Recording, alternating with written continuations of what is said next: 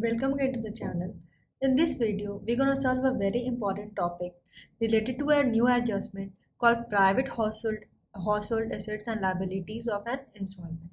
इस टाइप के क्वेश्चन भी बहुत एग्जाम में आते हैं और इन्हें सॉल्व करना थोड़ा सा अलग हो जाता है क्योंकि इसमें कुछ बहुत सारी चीज़ों का ध्यान रखना है क्योंकि यहाँ पे private household assets and liabilities के बारे में बात किया जाता है। इस टाइप के क्वेश्चन को सॉल्व करने के लिए हमें इस बात का ध्यान रखना होता है कि private household assets and liabilities में कैसे उनका हम लोग बैंकरप्सी में और डेफिशिएंसी अकाउंट को बनाते टाइम इन सभी के एडजस्टमेंट के इन सभी के कैलकुलेशन को क्या करेंगे, सही ढंग से कैलकुलेट कर पाएंगे।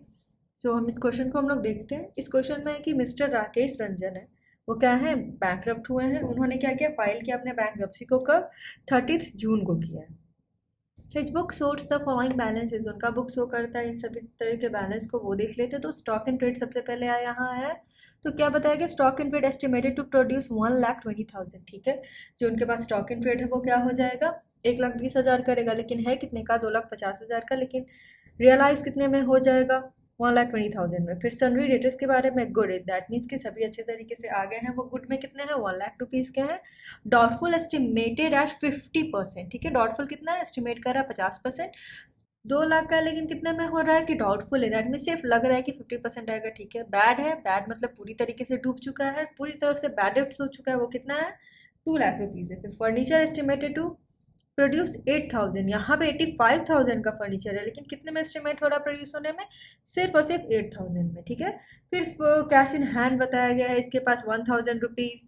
फिर बैंक ओवरड्राफ्ट है 1,20,000, कैपिटल दिया गया, सन्ड्री क्रेडिटर्स हैं, बिल्स पेबल है। फर्दर क्वेश्चन में कहता है liability on bill discounted 50,000 accepted to rank 10,000। ठीक है, बिल डिस्काउंटेड हुआ 50,000 में, एक्सेप्टेड है कि वो कितने में मिल जाएगा हमको, 10,000 रुपीज़ ही वहाँ से आ पाएगा। ठीक है, ये चीज़ को हम लोग ध्यान रखते हैं यहाँ पे।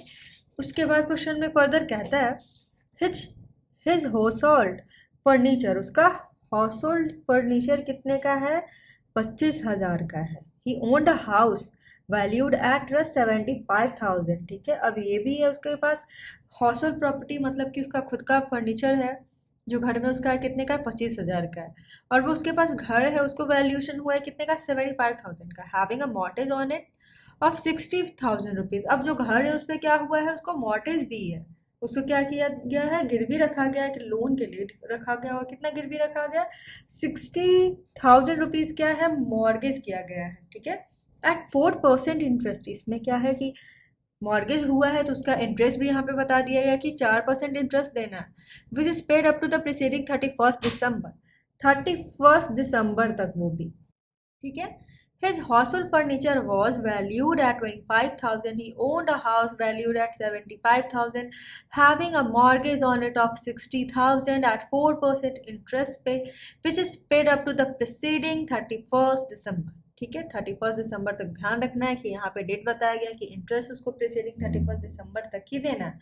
Salary due to an employ amounted to 3,500, जो सैलरी ड्यू है कितना अमाउंटेड है, 3,500 है, included in sundry creditors and for taxes के लिए कितना है, 1,500, ड्यू ऑन द हाउस, घर पे टैक्स भी बताया गया 1,500। अभी सभी इन्फॉर्मेशन दिए गए हैं और हम लोगों को क्या सबसे पहले प्रिपेयर करना होगा, इसमें bankruptcy trustees final statement of account prepare करते हैं। तो रिसिप्ट साइड्स और पेमेंट साइड्स आ जाते हैं। तो रिसिप्ट साइड में हम लोग जो जो एसेट्स रियलाइज हुए होंगे वो कर लेंगे। तो सबसे पहले हम लोग वो यहाँ पे करते हैं। तो आ जाता है एसेट रियलाइज्ड। एसेट रियलाइज्ड में यहाँ पे आता है कितना, कैश इन हैंड आता है 1,000 रुपीज़ बताया गया, तो चलो 1,000 रुपीज़ यहाँ पे आ जाते हैं। स्टॉक इन ट्रेड के बारे में क्या बात हुआ, 2,50,000 के हैं, लेकिन सिर्फ कितने में रियलाइज हो रहे हैं, 1,20,000 में। सन्ड्री डेटर क्या है, गुड, गुड मतलब पूरी तरीके से रिकवर है, कितने, 1,00,000 रुपीज़ के।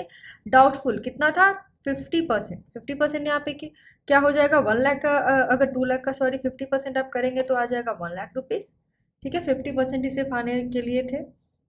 फिर आता है फर्नीचर। फर्नीचर 85,000 के थे, बताया गया था कि कितना, सिर्फ और सिर्फ 8,000 ही उससे मिल पाता है। ठीक है, तो 8,000 रुपीज़ यहाँ पे हो जाएगा। रियलाइज में हाउस होल्ड फर्नीचर कितने के हैं, हाउस होल्ड जो फर्नीचर है उसके घर के जो उसके फर्नीचर 25,000 के हैं। एस्टिमेटेड वैल्यू ऑफ सिक्योरिटी क्या है, एक घर था उसका कितने का था, 75,000 का। तो ये जो जो हमारे पास एसेट्स थे, और हाउस होल्ड का क्या करना होगा, यहाँ पे आपको बताना होगा कि उसका हाउस होल्ड फर्नीचर है कितने का, 25,000 का, घर कितने का है, 75,000 का, ठीक है। तो इसको इस क्वेश्चन में भी ध्यान रखना था कि प्राइवेट हाउस होल्ड के बारे में बात हुआ तो क्या होगा, तो वो आएगा बैंक्रप्सी ट्रस्टीज के फाइनल स्टेटमेंट ऑफ अकाउंट में, ठीक है। फिर देखते हैं कि अब जो जो अमाउंट होता है वो कितना आता है पूरा रिसिट साइड में, 4,29,000 रुपीज़, इतना अमाउंट तो है। अब इसी से क्या करना होगा, सभी को पेमेंट करना होगा। तो पेमेंट करने के लिए तो सबसे पहले क्या आते, बैंक्रप्सी में जो कॉस्ट एंड प्रोसेस होता है वो आते, वो बट वो यहाँ पे नहीं है। तो क्या होगा, दूसरा प्रायोरिटी मिलेगा जो वेजेस होंगे और जो भी सिक्योर्ड क्रेडिटर होंगे। तो सिक्योर्ड क्रेडिटर में हम लोग अगर ध्यान दें तो यहाँ पे सिक्योर्ड क्रेडिटर कौन है, तो क्वेश्चन में बोला गया कि मॉर्गेज हुआ है। मॉर्गेज दैट मीन्स कि लोन अगर लिया होगा, इसने तो क्या किया है, मॉर्गेज किया, मतलब अपने घर को गिरवी रखा है, कितने में, 60,000 रुपीज़ में। तो अगर हम लोग यहाँ देखें कि 75,000 रुपीज़ तो उसका है ही, मतलब उसका घर का अमाउंट तो 75,000 है, उस पर मॉर्गेज मतलब वो आराम से पेमेंट हो भी सकता है। 60,000 रुपीज़ क्या हो जाएगा, मॉर्गेज ऑन लैंड का अमाउंट है। फिर उसके बाद इंटरेस्ट के बारे में बात आता है। तो इंटरेस्ट कितना बोला गया है, इंटरेस्ट बोला गया है कि 4% लगेगा, किस पे, 6,000 पे, 60,000 पे, सॉरी 60,000 पे आपको कितना, 4% का डिस्काउंट बताना है। कितने के लिए, 31 दिसंबर तक के लिए। किसके लिए, सिर्फ दिसंबर के लिए। यहाँ पे देखे तो क्या बोला गया है कि 30 जून को वो क्या कर रहा है, प्रिसीडिंग है उसका, मतलब 30 जून को बैंकरप्ट को उसको क्या किया गया कि 30 जून को उसको बैंकरप्ट घोषित कर दिया गया है, और उसको इंटरेस्ट प्रीसीडिंग कितना, 31 दिसंबर तक ही देना है। तो जून हो गया, तो हम लोग इससे देखेंगे कितना कितना हमारा कितना मंथ बचता है, जुलाई अगस्त सितंबर अक्टूबर नवंबर दिसंबर, मतलब 31 दिसंबर तक। 30 जून से हुआ है मतलब जुलाई से पूरा जुलाई और पूरा दिसंबर कितना बनता है, 6 मंथ ही बनता है। तो आप जो एक 60,000 क्या है, 60,000 ये जो है उस पर 4% निकालेंगे, कितने मंथ के लिए, सिर्फ और सिर्फ 6 मंथ्स के लिए निकालेंगे हम लोग।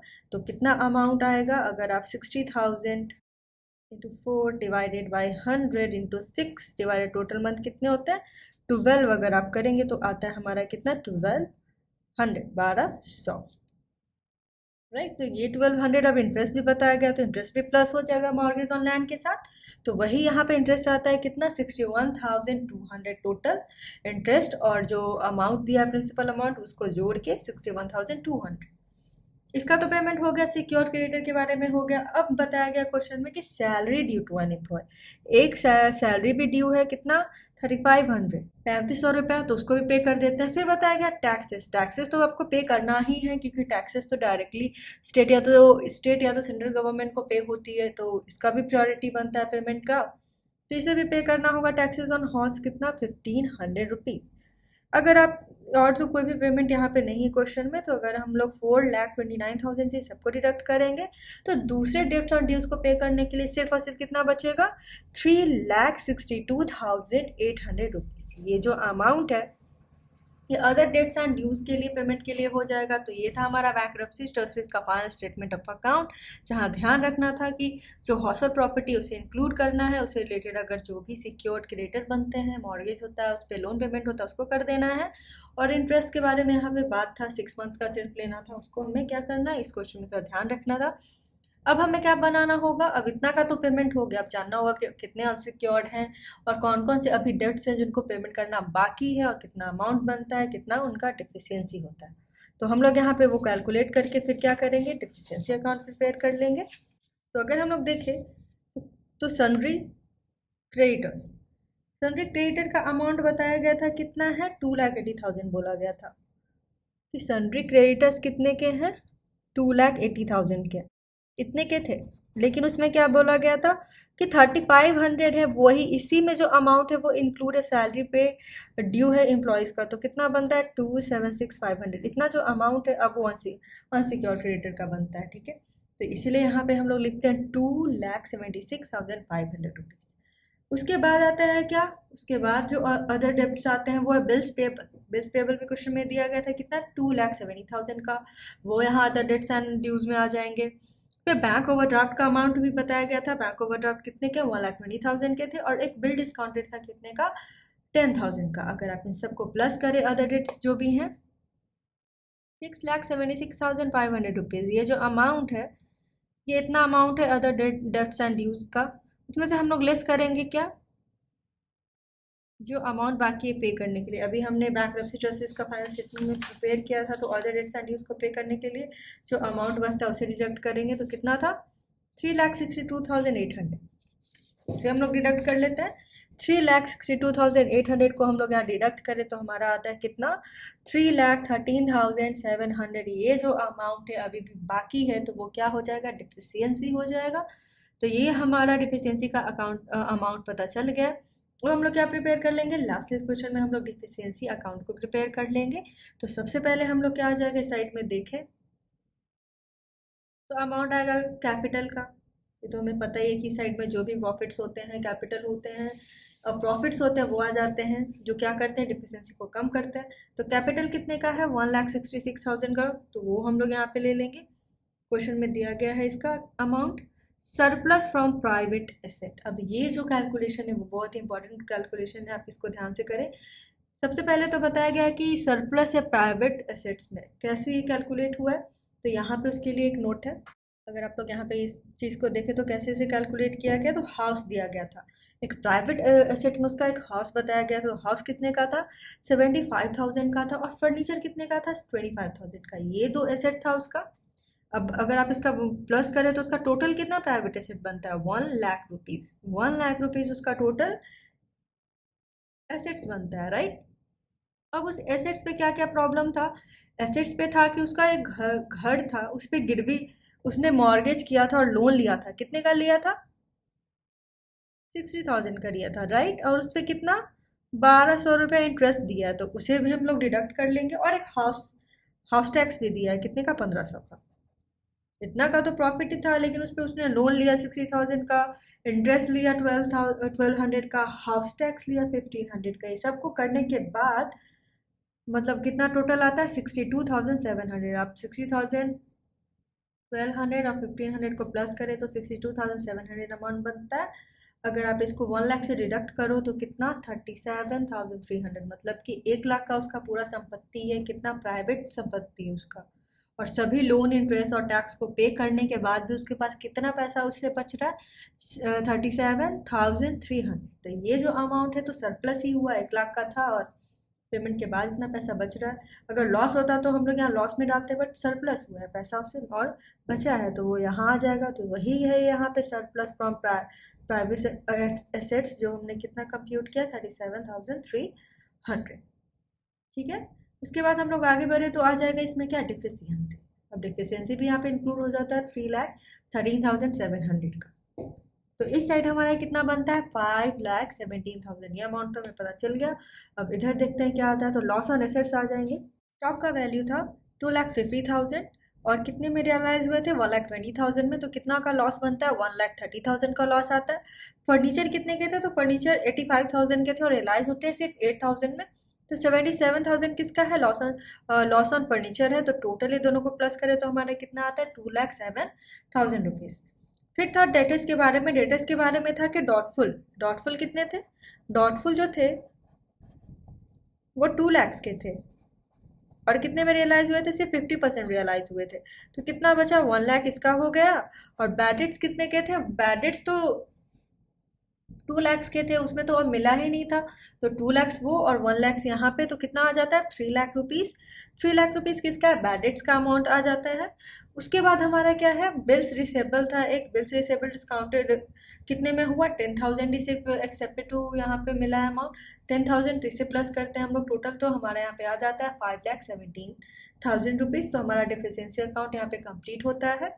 इस क्वेश्चन में जो भी चीज़ें ध्यान रखनी थी वो क्या थी? प्राइवेट हाउस होल्ड से कि उसे सरप्लस मिलता है या जो भी लोन, इंटरेस्ट और हाउस टैक्सेस होते हैं उसके क्या एडजस्टमेंट थे। इस क्वेश्चन को समझने के लिए आपको फिर से, आप चाहे तो इसको प्रैक्टिस कर सकते हैं। आई होप आपको फिर अच्छे से समझ में आ जाएगा। So thank you for watching the video. Please like, share and subscribe the channel also.